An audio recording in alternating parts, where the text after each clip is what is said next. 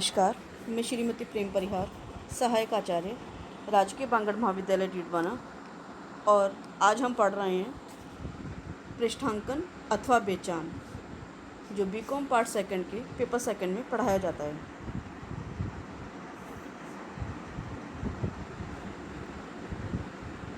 विनिमय साध्य विलेख की ये प्रमुख विशेषता होती है कि एक व्यक्ति से दूसरे व्यक्ति को प्रक्रामण किया जा सकता है, यानी नेगोशिएबल किया जा सकता है। उसको वाहक को देय विलेख का प्रक्रामण उसकी स्पुर्दगी द्वारा तथा आदेश पर देय विलेख का नेगोशिएशन धारक द्वारा पृष्ठांकन एवं स्पुर्दगी द्वारा किया जा सकता है। विनिमय साध्य विलेख अधिनियम की धारा 48 के अनुसार विनिमय साध्य विलेख की पीठ या मुख पृष्ठ पर हस्ताक्षर करने अथवा किसी व्यक्ति का नाम लिखकर हस्ताक्षर करने वाले व्यक्ति को पृष्ठांकन करता या बेचानकर्ता या एंडोसर कहते हैं, जबकि जिस व्यक्ति के नाम विलेख का बेचान या पृष्ठांकन किया जाता है उसे पृष्ठांकित कहा जाता है। साधारणतः किसी विनिमय साध्य विलेख की पीठ या मुख पृष्ठ पर हस्ताक्षर करने अथवा किसी व्यक्ति का नाम लिखकर हस्ताक्षर करने को ही पृष्ठांकन या बेचान करना कहा जाता है। पृष्ठांकन विनिमय साध्य विलेख का एक महत्वपूर्ण कार्य होता है, जिसका उद्देश्य विलेख को प्रक्रामण या नेगोशिएशन करना होता है। पृष्ठांकन के उद्देश्य: विलेख में उल्लिखित संपत्ति या अधिकार का हस्तांतरण के उद्देश्य से ही विलेख का लेखक या धारक विनिमय साध्य विलेख का पृष्ठांकन करता है। इस पृष्ठांकन का उद्देश्य पृष्ठांकित को यह गारंटी देना होता है कि विलेख सही है, अर्थात न तो विलेख जाली है और न उस विलेख पर किया गया पृष्ठांकन ही जाली है। विलेख पर लेखक या पृष्ठांकनकर्ता का वैधानिक अधिकार है। अनादरण पर क्षतिपूर्ति का वचन: पृष्ठांकनकर्ता विलेख के अनादरण की अवस्था में क्षतिपूर्ति का वचन देता है। विलेख का किसी अन्य को भुगतान दिलाना: पृष्ठांकन का उद्देश्य विलेख के धारक अथवा लेखक द्वारा विलेख का भुगतान किसी अन्य को दिलाना हो सकता है। विलेख का पृष्ठांकन कौन कर सकता है? विलेख का पृष्ठांकन विलेख का विधिवत धारक, अर्थात ऐसा व्यक्ति जिसका विलेख पर कानूनी अधिकार हो, कर सकता है। इसके अंतर्गत निम्नलिखित व्यक्ति आते हैं: विलेख का लेखक या धारक या प्रापक। किसी भी विलेख का पृष्ठांकन उसके लेखक या धारक या प्रापक द्वारा किया जा सकता है। यद्यपि एक अवयस्क लेखक, धारक या प्रापक भी विलेख का पृष्ठांकन कर सकता है, किंतु स्वयं व्यक्तिगत रूप से पृष्ठांकन के परिणामों के प्रति उत्तरदायी नहीं ठहराया जा सकता, जबकि विलेख के अन्य सभी पक्षों को अपने दायित्वों के प्रति उत्तरदायी ठहराया जा सकता है। अभिकर्ता द्वारा पृष्ठांकन: अधिनियम के अनुसार एक अभिकर्ता अपने स्वामी के आदेशानुसार विलेख का पृष्ठांकन कर सकता है, पर उसे पृष्ठांकन करते समय अपनी हैसियत स्पष्ट कर देनी चाहिए, यानी उसे बता देना चाहिए कि वह एक एजेंट है या अभिकर्ता है। अन्यथा विलेख के अनादरण की स्थिति में वह स्वयं व्यक्तिगत रूप से उत्तरदायी होगा। संयुक्त पृष्ठांकन: जब किसी विलेख के लेखक एक से अधिक हो तो विलेख का पृष्ठांकन उन सभी के द्वारा हो सकता है। कोई अकेला लेखक वैधानिक पृष्ठांकन नहीं कर सकता, किंतु साझेदारी फर्म में कोई भी अधिकृत साझेदार अन्य सभी साझेदारों की ओर से अकेला ही पृष्ठांकन कर सकता है। वैधानिक उत्तराधिकारी: जब किसी विलेख के लेखक की पृष्ठांकन के बाद किंतु विलेख की स्पुर्दगी से पहले मृत्यु हो जाती है, तो वैधानिक उत्तराधिकारी केवल विलेख की स्पुर्दगी से विलेख का हस्तांतरण नहीं कर सकता, उसको वैधानिक हस्तांतरण के लिए विलेख का पृष्ठांकन तथा सुपुर्दगी दोनों करना होता है। विलेख पृष्ठांकन की मियाद अथवा अवधि: विनिमय साध्य अधिनियम के अनुसार किसी भी विलेख का पृष्ठांकन विलेख के भुगतान या संतुष्टि से पहले ही किसी भी समय किया जा सकता है। भुगतान या संतुष्टि के बाद विलेख का पृष्ठांकन नहीं किया जा सकता। विनिमय साध्य विलेख अधिनियम के अनुसार विनिमय बिल का उसके आलेखन तथा स्वीकृति से पूर्व तथा किसी विलेख के आलेखन से पूर्व भी पृष्ठांकन किया जा सकता है, किंतु ऐसा पृष्ठांकन केवल स्टाम्प पेपर पर ही किया जा सकता है, पर जिसमें बाद में लिखा जाता है। वैध पृष्ठांकन के लिए आवश्यक शर्तें या नियम या तत्व।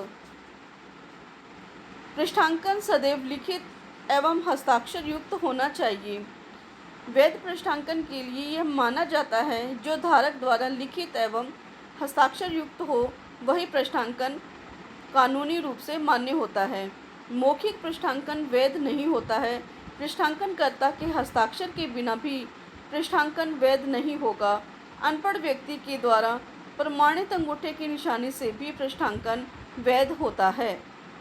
पृष्ठांकन विलेख की पीठ अथवा मुखपृष्ठ अथवा साथ संलग्न कागज पर्ची पर हस्ताक्षर करने अथवा किसी व्यक्ति का नाम लिखकर हस्ताक्षर करने से भी वैध होता है। पृष्ठांकनकर्ता का विपत्र पर वैधानिक अधिकार हो। विनिमय साध्य विलेख का पृष्ठांकन उसके लेखक द्वारा अथवा धारक द्वारा किया जा सकता है जिस विपत्र पर उसका वैधानिक अधिकार हो। यानी अगर पृष्ठांकनकर्ता का वैधानिक अधिकार है तो ही वह पृष्ठांकन वैध माना जाएगा, अन्यथा अवैध हो जाएगा। पृष्ठांकन का समय अधिनियम के अनुसार विनिमय साध्य विलेख का पृष्ठांकन विलेख लिखने के बाद तथा भुगतान के पहले ही वैध माना जाता है। पृष्ठांकन संपूर्ण राशि का होना चाहिए। अधिनियम के अनुसार पृष्ठांकन विलेख में अंकित संपूर्ण राशि का होना चाहिए। विलेख में अंकित राशि के आंशिक भाग का पृष्ठांकन वैध नहीं माना जाता है, लेकिन यदि विलेख में अंकित कुछ राशि का पूर्व में भुगतान कर दिया गया है तो शेष राशि के लिए विलेख पर यह स्पष्ट टिप्पणी लिखकर शेष राशि का पृष्ठांकन किया जाता है तो यह पृष्ठांकन वैध माना जाता है। पृष्ठांकन में क्रमबद्धता। अधिनियम के अनुसार यदि विलेख का एक से अधिक पृष्ठांकन किए गए हों तो उन्हें उसी क्रम में माना जाएगा जिस क्रम में वे पृष्ठांकन किए गए हैं, जब तक कि कोई अन्यथा तथ्य प्रमाणित न हो। पृष्ठांकन एक ही व्यक्ति अथवा संयुक्त नाम से वैध।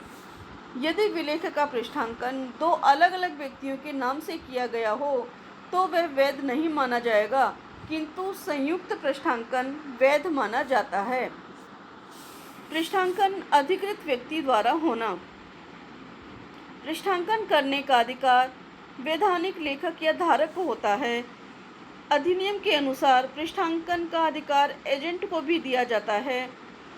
अवयस्क, पागल या अन्य अवैधानिक व्यक्तियों द्वारा किया गया पृष्ठांकन भी अवैध माना जाता है जब विलेख की स्वीकृति से पूर्व ही उसका जाली पृष्ठांकन होता है और उसका अदाता यह जानते हुए भी स्वीकार कर लेता है कि ऐसा पृष्ठांकन वैध पृष्ठांकन माना जाएगा।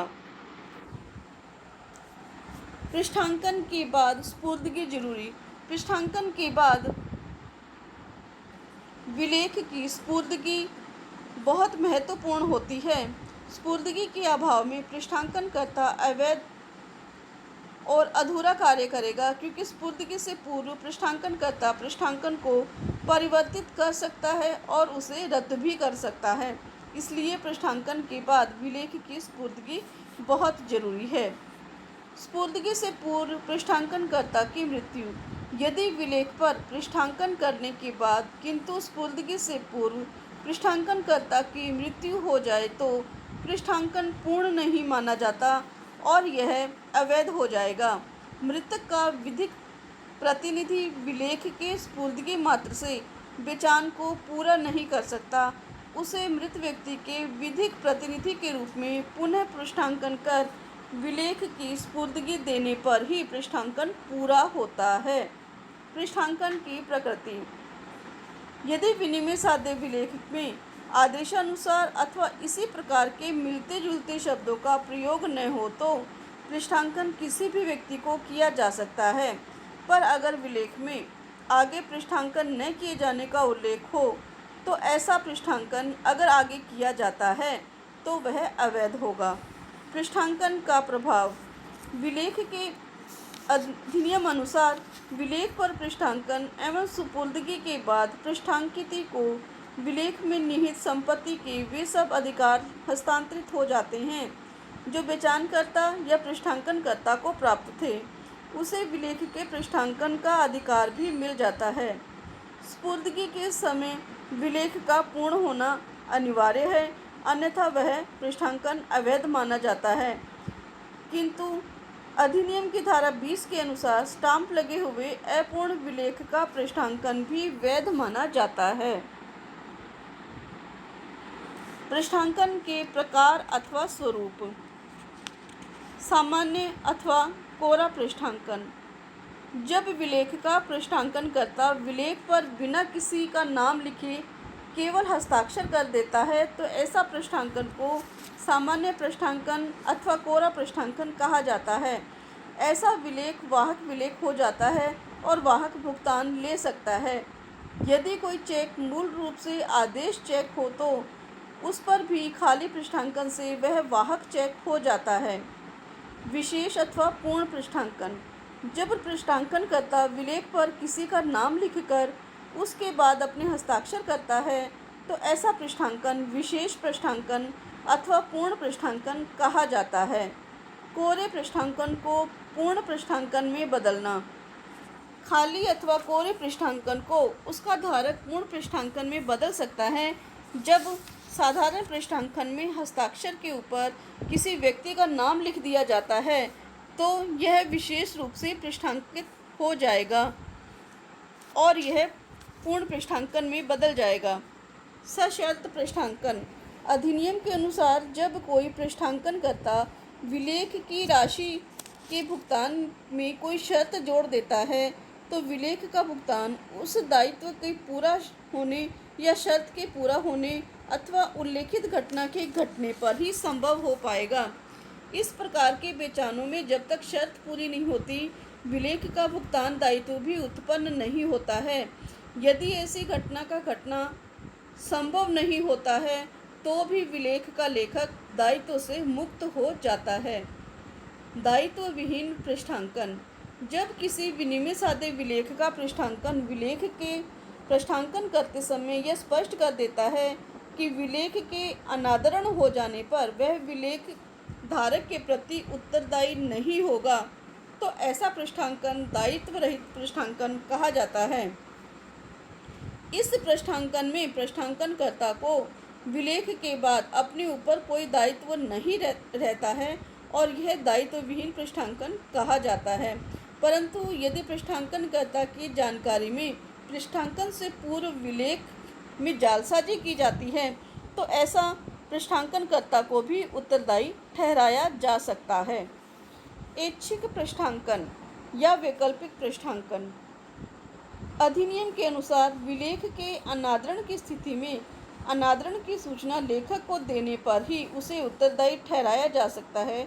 किंतु यदि पृष्ठांकनकर्ता विलेख के अनादरण की सूचना प्राप्त करने के अपने अधिकार को त्याग दे तो ऐसा पृष्ठांकन वैकल्पिक पृष्ठांकन कहा जाता है, क्योंकि विलेख का प्रापक विलेख के अनादरण की सूचना विलेख को दे या न दे यह इसका विकल्प वह प्राप्त कर लेता है।